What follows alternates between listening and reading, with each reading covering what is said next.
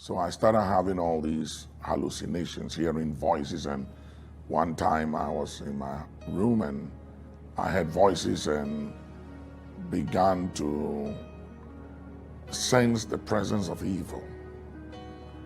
And it was like I was overpowered by evil presence. And I could hear them. But I didn't see, but I could hear them. And then a voice said to me, in those days we didn't have standby generators and any of those things. So when your light went off, you lighted a candle. So I had a candle and a match in my room. So the voice said, light the candle. I did. And he said, place your right palm on the flame. And it didn't make sense, but it was as if I could not resist the power of the voice. And so I placed my right palm on the flame, and that is the result of this. I could see the flesh, opening up and the bones popping out, and blood was all over the place. My lips were sealed, but I couldn't resist the command. And my hand was on the flame, and my hands was roasting on the fire, and after a long time, the pain was unbearable. So I screamed and I shouted, and I think the security heard and called for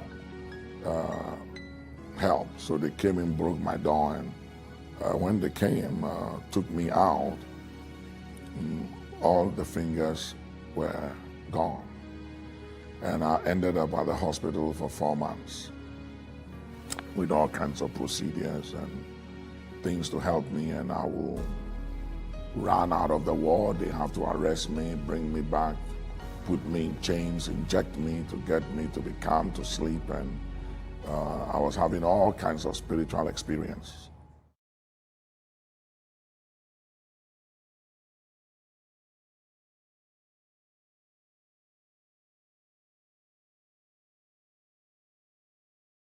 Couple of months, an Indian scientist, one Dr. Raj, Mrs. Raj, came to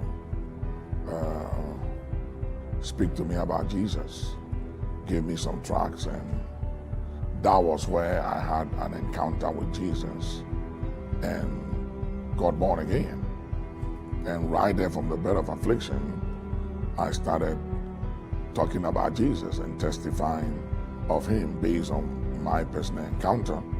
And I knew from that very moment, as I had an encounter with Jesus, that I was born for this purpose, and that is to preach the word of God, to bring salvation to souls and to others.